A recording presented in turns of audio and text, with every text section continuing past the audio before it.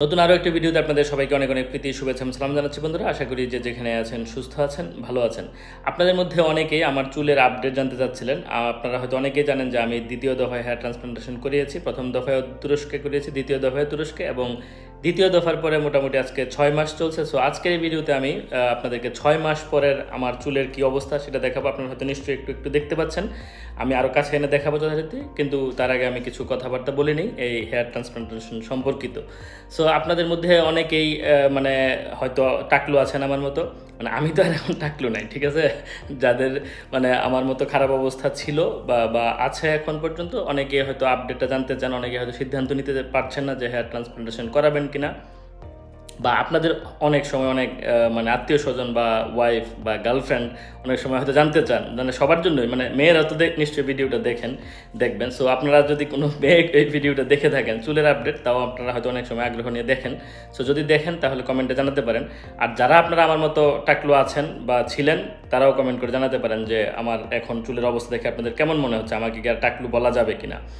So 6 মাস পরে আমার কি অবস্থা, যেটা বললাম যে আমার অভিজ্ঞতা বেশ ভালো, মানে আমি বলবো যে মানে অলমোস্ট 100%, যেহেতু আরও সময় আছে আমার 12 মাস থেকে 18 মাস পর্যন্ত অনেক সময় লাগে।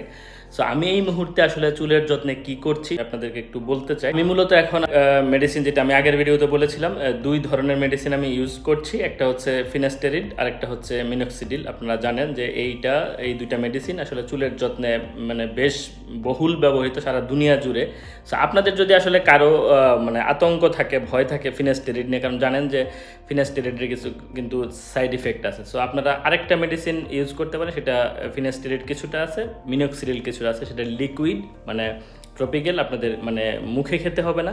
সুতরাং সেটা যদি আপনারা ইউজ করেন তাহলে কোনো এত বেশি আতঙ্কের কোনো কারণ নেই আসলে। সো সেটার ডেসক্রিপশন বক্সে আমি লিঙ্ক যথারীতি দিয়ে দিব। বিষয় যেটা দাঁড়াচ্ছে, আপনারা যারা তুরস্কে হেয়ার ট্রান্সপ্লান্টেশন করাতে চাচ্ছেন তারা কিন্তু নির্দ্বিধায় যেতে পারেন, যেহেতু তুরস্ক হচ্ছে পৃথিবীর মধ্যে 1 নম্বর ডেস্টিনেশন এই হেয়ার ট্রান্সপ্লান্টেশনের জন্য। প্লাস হচ্ছে যেহেতু টুরিস্টিক কিছু কারণ আছে সেখানে, সেই ক্ষেত্রে কিন্তু আপনারা যেতে পারেন। আমি তুরস্কের ইস্তাম্বুলে গিয়েছিলাম। এই মুহূর্তে আপনাকে অবশ্যই 3 থেকে 3,500 ইউরো বা বাংলা টাকা 3.5 লাখ থেকে 4 লাখ টাকা আপনাকে একটা চিন্তা করতে হবে, কারণ তুরস্কের যদি ভালো ক্লিনিকে আপনারা করেন অবশ্যই একটা ভালো অ্যামাউন্ট খরচ হবে, সেটা সত্যি কথা।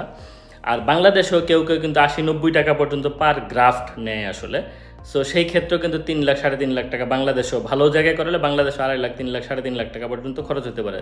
ভারতেও তাই, বা পৃথিবীর অন্য দেশেও তাই। সেই ক্ষেত্রে আমি পৃথিবীর 1 নম্বর দেশে কেন করাবো না, যেহেতু তাদের টেকনোলজি অনেক উন্নত, বা অনেক কারণ আছে, আমি সেইগুলো বিভিন্ন ভিডিওতে বলেছি। সো আপনারা যদি আমি যেই ক্লিনিকে করিয়েছি, যদি আপনারা সেই ক্লিনিকে হেয়ার ট্রান্সপ্লান্টেশন করাতে চান, যেহেতু তাদের সাথে আমার একটা অলরেডি মানে ভালো একটা সম্পর্ক হয়েছে, আমাকে অনেকেই চিনে তারা, সো সেই ক্ষেত্রে আমি হেল্প করতে পারি। হয়তো ভিডিও ডেসক্রিপশন বক্সে আপনাদের একটা ফর্ম আমি দিয়ে রাখবো, সেখানে যদি আপনারা ফিল আপ করেন আমি সেটা ওদেরকে ফরওয়ার্ড করতে পারবো, সেটা অবশ্যই করা সম্ভব। আরেকটা বিষয় হচ্ছে, আপনারা অনেক সময় অনেকেই যাচ্ছেন সেখানে যোগাযোগ করছেন আমার এই লিঙ্ক থেকে বা ওদের ডিটেলস থেকে। সেই ক্ষেত্রে যেটা হচ্ছে, আপনারা কিন্তু গিফটটা পাচ্ছেন না, মানে ওরা কিন্তু 50 ইউরো 100 ইউরো সমপরিমাণ কিছু ওষুধ দিচ্ছে, সেটা ফ্রি। যদি আপনারা আমার রেফারেন্সটা দেন তাহলে কিন্তু ওরা আপনাকে সেটা দিবে।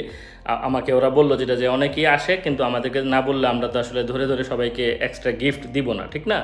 সো সেই ক্ষেত্রে হচ্ছে আপনারা আমার নামটা বললে, ধরেন যে হাসান, বা আমার চ্যানেলের ভিডিও দেখালে ওই গিফটটা আপনারা দাবি করতে পারেন। সেটার মানে হচ্ছে কিছু মেডিসিন বা শ্যাম্পু, এই যেই প্যাকেজগুলো থাকে সেটা দিবে। সেটার আসলে মূল্যমান প্রায় হচ্ছে আপনার 50 থেকে 100 ইউরোর মতো মনে হয় হবে। সো যেটা হচ্ছে 6-7 হাজার 8 হাজার 10 হাজার টাকা যদি আপনি ফ্রি গিফট পান, কেন করাবেন না, ঠিক না।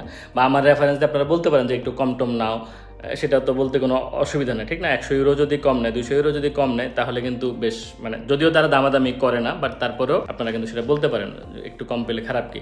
যাই হোক, আমি আমার চুলের প্রসঙ্গে ফিরে আসি। আমি আপনাদেরকে যথারীতি সামনে এনে একটু দেখাই আমার চুলের কী অবস্থা। আপনারা নিশ্চয়ই দেখতে পাচ্ছেন আগের চেয়ে ডেন্সিটি অনেক বেড়েছে, হয়তো শেপটা এত বেশি না, কারণ আমি মানে গোসল করার পরে আমি একটু শুয়েছিলাম। সো জানেন যে শুইলে অথবা ত্বকটা তেলতেলে হয়ে গেলে যেটা হয়, মানে অনেক সময় ভাল লাগে না আর কি দেখতে। একটু গোসল টোসল করলে, শ্যাম্পু করলে, তারপর হচ্ছে একটু কি জানি বলে, ওই যে নারীরা বেশি চুলে দেন, কি বলে এটাকে, কন্ডিশনার, মানে আমি এগুলো এত বেশি ইউজ করি না। সেগুলো দিলে চুলগুলো বেশ ভালো লাগে, সিল্কি লাগে, কোনো সমস্যা হয় না। আর যেটা বললাম যে চুলের ডেন্সিটির কিন্তু কোনো শেষ নাই, মানে আমি তো আর আগের ভিডিওতে অসংখ্যবার বলেছি যে আমি সেই নায়করাজ রাজ্জাক অথবা জসিমের মতো চুল আমি চাই না। আর আমার ডেন্সিটি নিয়ে আমি বেশ হ্যাপি, আমার চুল নিয়েও আমি বেশ হ্যাপি। আপনারা তো দেখতেই পাচ্ছেন, আমি কাছে এনে ওভারলেতে হয়তো দেখাবো, এখন কাছে আনলে হয়তো কথা বলতে সমস্যা হবে। এই ভিডিওটা করতে গিয়ে আমি মোটামুটি ধরেন যে আজকে 25 দিন ধরে অপেক্ষা করছি। এই মুহূর্তে হঠাৎ করে একবার অন্ধকার হয়ে যাচ্ছে, হঠাৎ করে একবার ধরেন যে অনেক রোদ চলে আসতেছে বাইরে থেকে। আজকে ছুটির দিন, সাপ্তাহিক ছুটির দিন, রবিবার, আমি একটু সুযোগ পেয়ে ভিডিওটা করছি। আসলে অন্যান্য দিন যেটা হচ্ছিল মানে অন্ধকার হয়ে যায়, তারপরে বাইরে গিয়ে করা সম্ভব না। এই মুহূর্তে হয়তো -2-এর কাছাকাছি হয়তো একটা ওয়েদার, এত ফিলিং মানে কোল্ড ফিলিংটা হচ্ছে, যদিও মাত্র আমরা অক্টোবর। তো যাই হোক, যেটা বলছিলাম যে আমি এই এপ্রিলের দ্বিতীয় দফায় চুলের ট্রান্সপ্লান্টেশনটা করেছিলাম, সেটা থেকে এখন প্রায় হচ্ছে 6 মাস। সেই 6 মাস পরের আপডেটটা আপনারা দেখতে পাচ্ছেন। আমি এইবার DHI পদ্ধতিতে করেছিলাম, যেটাকে বলে ডিরেক্ট হেয়ার ইমপ্লান্ট পদ্ধতি। এর আগেরটা ছিল FUE মানে ফলিকুলার ইউনিক এক্সট্রাক্ট পদ্ধতি। দুইটা অলমোস্ট সেম। এটা হচ্ছে একটার মানে একটু এক্সটেন্ডেড রূপ আর কি, দুইটা অলমোস্ট সেম। এত আতঙ্কিত বা ভীত হওয়ার কোনো কারণ নেই। বাট DHIটা একটু ভালো আমি বলবো, সেটাতে আপনারা অবশ্যই নিতে পারেন। খরচ হয়তো 200-300 বেশি হবে, বাট সেটা একটা ভালো মানে হতে পারে আর কি। আমি মনে করি যে ভালো DHIটা। আমার যেটা ফিল্ড, আমি আগের ভিডিওতে বলেছিলাম যে খুব তাড়াতাড়ি আমার হিলিংটা হয়েছে, 3-4 দিনের মধ্যে স্ক্যাপগুলো চলে গেছে, এরকম বেশ ভালো অভিজ্ঞতা আর কি DHI নিয়ে আমার।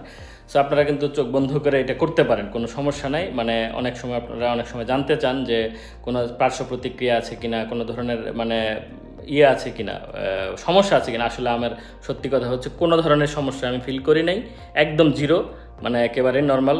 সুতরাং আমি যদি ফিল করতাম আপনাদেরকে বলতাম যে না, আপনারা এটা করেন না, ঠিক আছে। ওষুধের ক্ষেত্রে যেটা হচ্ছে ফিনাস্টেরিডটা আসলে লম্বা সময় ধরে নেওয়া উচিত না। আর নর্মাল যেটা হচ্ছে ন্যাচারাল খাবার দাবার আপনারা যদি খান, প্রচুর যদি ধরেন যে পুষ্টিকর খাবার খান, দুধ, কলা, ডিম, মানে যা আমরা পুষ্টিকর মনে করি না, মানে মিনারেলস যেগুলো আছে সেগুলো খাওয়া, ভিটামিনসগুলো ঠিক মতো নিলে আসলে চুলের অনেকখানি বুস্ট এমনিতে হয়। তারপর আপনারা PRP নিতে পারেন আরও একটু বুস্ট করার জন্য। একটা হেলদি লাইফ যাপন করতে পারেন, রাত না জাগা, দুশ্চিন্তা না করা, ঠিক আছে, মানে ফাইবারযুক্ত খাবার বেশি খাওয়া, এই নানান বিষয় নিলে মোটামুটি চুলের কিন্তু একটা বেশ ডিসেন্ট অবস্থা থাকে। আর চুলের জন্য আপনার মানে হেয়ার ট্রান্সপ্লান্টেশন করানোর জন্য সবচেয়ে সুন্দর একটা সময় হচ্ছে আসলে 22, 23, 24, 25 থেকে 40, 42, 45 পর্যন্ত। হ্যাঁ, এর বাইরে আগে বা পরে করা খুব বেশি উচিত না। তারপরও 2-1 বছর এদিক সেদিক হতেই পারে কারো কারো ক্ষেত্রে। এই হচ্ছে মোটামুটি বিষয়। সো আমি চুলের আপডেটটা আপনাদেরকে তো মোটামুটি দিলাম। সো আমি একটু কাছে এনে আপনাদেরকে দেখাই, এতক্ষণে মনে হয় অন্ধকার হয়ে গেছে, আমি এদিকে একটু যাই। সো আপনারা দেখতে পাচ্ছেন, আমি ওভারলে তো যেটা বললাম যে ওভারলে তো আমি দেখাবো কাছে এনে। আর আমার মনে হয় ভিডিওটা আপনাদের ভালো লাগছে। আমি ক্যামেরা ঘুরালে হয়তো দেখতে আপনাদের সমস্যা হবে। সো আপনারা মোটামুটি আমার চুলের অবস্থাটা দেখতে পাচ্ছেন, ডানে বামে পিছনে সব কিছু মিলিয়ে এই হচ্ছে মোটামুটি আমার চুলের অবস্থাটা। সো যদি ভিডিওটা আপনাদের ভালো লাগে তাহলে অবশ্যই আপনারা একটা লাইক দিবেন, কমেন্ট করবেন এবং সবার সঙ্গে শেয়ার করতে পারেন। যারা হচ্ছে আমার মতো টাকলু আছেন বা মানে নানান ধরনের চুলের সমস্যার মধ্যে দিয়ে যাচ্ছেন, চুল পড়ে যাচ্ছে প্রচুর বা চুল পাতলা হয়ে যাচ্ছে, তারা কিন্তু ট্রান্সপ্লান্টেশনের চিন্তা করতে পারেন। আর যদি মনে হয় যে এখনও ট্রান্সপ্লান্টেশনের মতো অবস্থায় আপনি যান নাই, কিন্তু আপনার ডেন্সিটি কমে যাচ্ছে, চুলের প্রচুর চুল পড়ছে, সেক্ষেত্রে আপনারা মিনক্সিডিল এবং ফিনাস্টেরিড সেই মেডিসিনগুলো ট্রাই করতে পারেন। ডাক্তারের সাথে অবশ্যই পরামর্শ করে নেবেন, কারণ এক একজনের এক এক ধরনের সমস্যা থাকতে পারে, কারো ডায়াবেটিস থাকতে পারে, কারো হাই প্রেশার থাকতে পারে, হ্যাঁ, বা অন্যান্য নানান ধরনের সমস্যা থাকতে পারে। সো আপনারা অবশ্যই ফিজিশিয়ানের সাথে কথা বলে যে কোনো মেডিসিন আপনারা নেবেন আর কি। বাট নর্মালি যদি ট্রপিক্যালটা ইউজ করেন, যেটা আমি ইউজ করেছি প্রথমবার, মানে ফিনাস্টেরিড এবং মিনক্সিডিলের একটা মিশ্রণ, সেটা কিন্তু আপনারা অবশ্যই ইউজ করতে পারেন। সেটা হচ্ছে আমেরিকান যে FDA আছে তাদের অ্যাপ্রুভড একটা মেডিসিন, সুতরাং সেটা আপনারা ইজিলি ব্যবহার করতে পারেন। দাম একটু বেশি, মোটামুটি $70-80 সম্ভবত, আপনারা ডেসক্রিপশন বক্সের লিঙ্ক থেকে দেখে নিতে পারেন। সো সেটা যদি ইউজ করেন তাহলে আমার মনে হয় যে আপনাদের একটু হলেও উপকার হবে। যাই হোক বন্ধুরা, কথা আর বাড়াচ্ছি না। যদি আপনাদের ভিডিওটা একটু হলেও ভালো লেগে থাকে, একটা লাইক দিতে পারেন, কমেন্ট করতে পারেন এবং সবার সঙ্গে শেয়ার করতে পারেন। বিশেষ করে যারা আমার মতো টাকলু আছেন, মানে আমি আবারও বলছি আমি তো আর টাকলু নাই, যারা টাকলু এই মুহূর্তে আছেন তাদের সঙ্গে শেয়ার করতে পারেন। তারা যেন কিছু টাকা খরচ করে, মানে বলে না শখের তোলা তো 4 আনা, বা কি বলে যে টাকা যাক খেলা সুন্দর হোক, সো কিছু টাকা খরচ করে চুল যেন রিস্টোর করতে পারে, হেয়ার রিস্টোরেশন যেন করতে পারে, তাদের সাথে এই ভিডিওটা শেয়ার করে তারা নিশ্চয়ই কিছু দিক নির্দেশনা পাবে। সো আজ কথা বাড়াচ্ছি না, ভালো থাকবেন, তাহলে আমার জন্য দোয়া করবেন। দেখা হবে সামনের কোনো ভিডিওতে। আল্লাহ হাফেজ।